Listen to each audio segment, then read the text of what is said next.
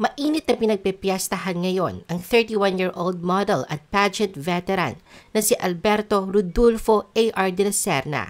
Ito ay dahil sa pagkakaugnay na kanyang pangalan bilang travel companion o executive assistant ni Attorney Harry Roque, ang spokesman ni dating Pangulong Rodrigo Duterte.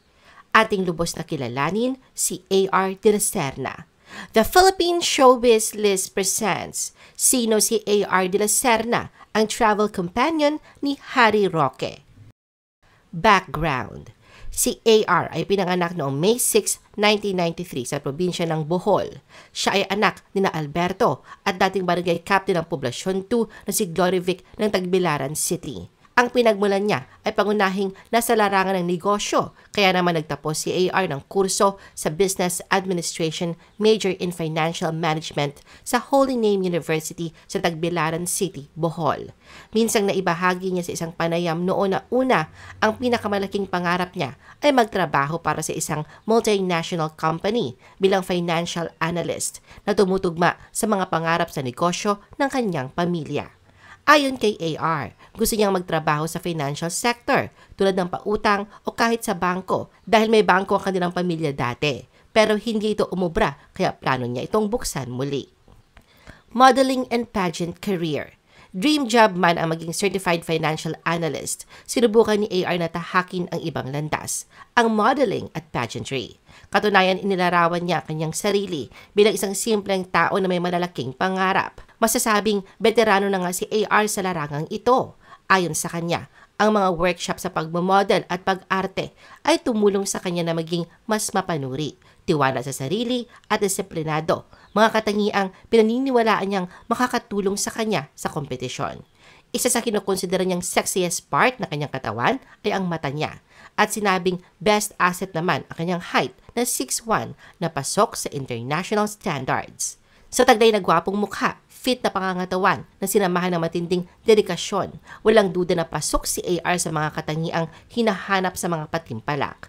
Katunayan, sa nakalipas na taon, iba't ibang male beauty pageants na ang kanyang nilahukan. Isa nga rito ay napanalunan niyang titulo bilang Mr. Generation East 2013 sa Santa Lucia Generation East Model Search. Inihayag din siya bilang first runner-up sa Mr. Philippine Youth noong 2012. Ngunit pinalitan niya ang na-dethroned na Mr. Philippine Youth 2012 na si Leo Angeles Flores ng Parañaque noong November 2012.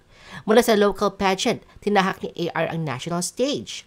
Taong 2015, sumali siya sa patimpalak ng Misters of Filipinas, kung saan siya nakapasok sa top 10 at nakatanggap ng mga parangal bilang Mr. Photogenic at Mr. Esplanade.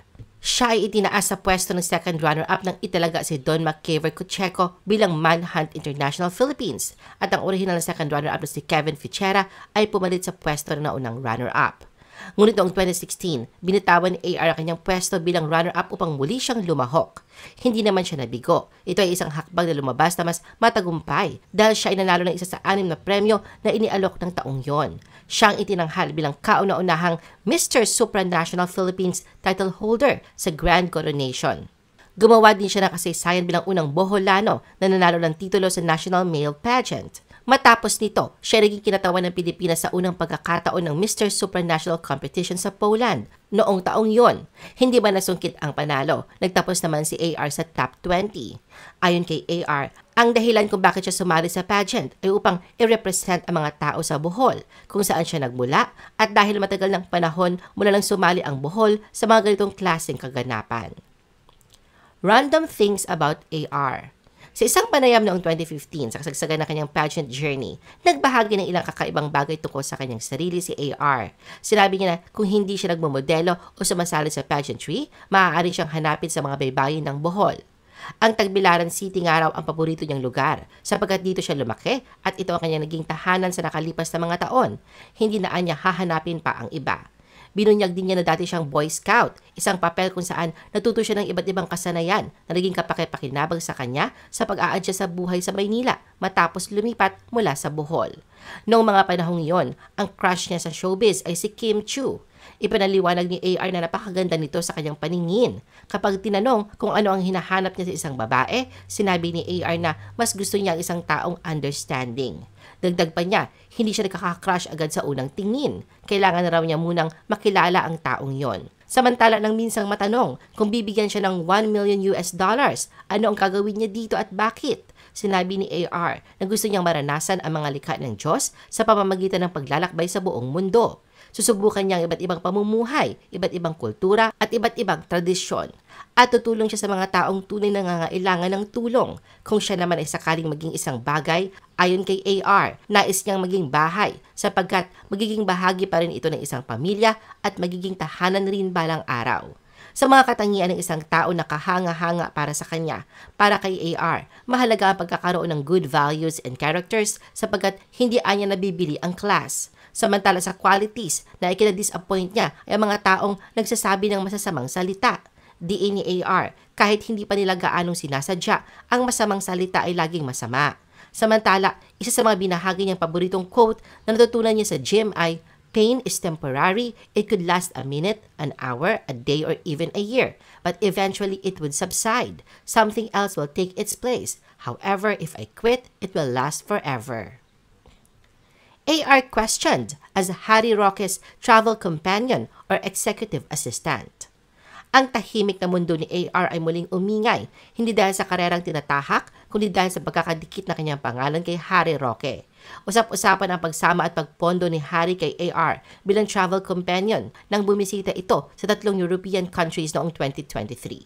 Ayon sa mga naglabasang ulat, nagsilbi si AR bilang executive assistant ni Harry na may buwang sahod na umaabot mula 54,251 pesos hanggang 60,389 pesos, salary grade 20. Nasangkot ang pangalan ni AR sa kontrobersya na sa mga dokumentong nasamsam ng mga miyembro ng Presidential Anti-Organized Crime Commission nang salakayin nito ang Lucky South 99, isang Philippine offshore gaming operator hub sa Porac, Pampanga. Si Harry ang abogado ng Whirlwind Corporation, ang real estate firm na nangungupahan sa bakuran ng Lucky South 99 compound. Naninindigan siya na walang kaugnayan sa kontrobersyal na Pogo Hub. Nakasaad sa mga nakitang dokumento ang affidavit of support ni Harry kay AR sa biyahe ng kontrobersyal na politiko sa Poland, Ukraine at Italy noong October 9, 2023 hanggang October 18, 2023. Nangako siyang sasagutin niya ang lahat ng mga gastos ni AR sa kanilang biyahe. Inimbitihan si Harry sa mga nabanggit na bansa sa Europa para maging resource person tungkol sa usaping pangkapayapaan sa Ukraine. Nakasaad sa dokumentong isinumiti ni Harry, "I am financially capable and willing to cover all expenses related to De La Serna's travel, including but not limited to transportation, accommodation, meals, medical expenses, and any other necessary costs." Ipinaliwanag ni Harry na kailangan niya ng kasama sa kanyang biyahe sa Europa na diabetic, may coronary stent at acute spinal stenosis siya. Kinilala din niya ang responsibilidad na tiyakin na si AR ay hindi magiging pasanin sa anumang pinansyal na mga mapagkukunan o mga serbisyong panlipunan ng anumang bansa na kanilang bibisitahin sa panahon na kanilang pagtira. Kasunod ng paglitaw ng pinag-uusapang dokumento, ang paglabas ng kopya ng appointment paper ni AR bilang executive assistant niya sa Office of the Presidential Spokesperson. May petsa itong October 5, 2021 at may bisa mula January 4, 2021 hanggang December 31, 2021.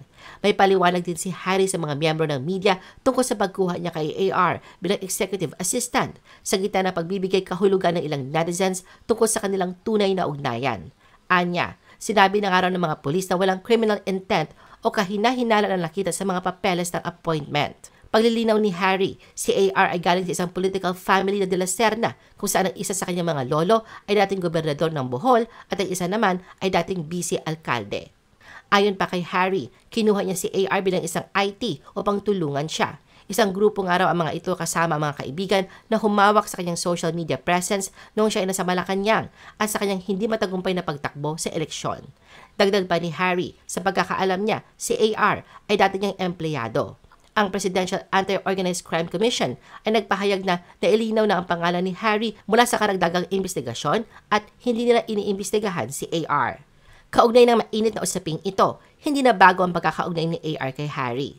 Taong 2022, pinag-usapan ang tunay nilang koneksyon sa isa't isa dahil madalas nakikita si AR na kasama sa mga pinupuntahang pulong ni Harry. Sa kabila ng kaliwat kanang akusasyong binabato patungkol sa tunay na ugnayan nila ni Harry Roque, wala pang nilalabas ang kampo ni AR na tila ba nais na lamang ng mga itong manahimik upang wag nang lumiyab pa ang issue. I-post ang inyong comments at reaction sa baba. At huwag kalimutan na i-like at i-share ang video na ito. Gusto mo pa ba ng ibang showbiz videos? Panoorin ang aming iba pang top viewed videos. Para sa aming mga YouTube viewers, pumunta lang sa description ng video na ito o i-click ang link sa itaas ng screen. Para naman sa mga Facebook viewers, ay maaari ninyong hanapin ang mga link sa comment section ng video. I-follow nyo din kami sa Facebook at mag-subscribe sa aming YouTube channel. Thanks for watching!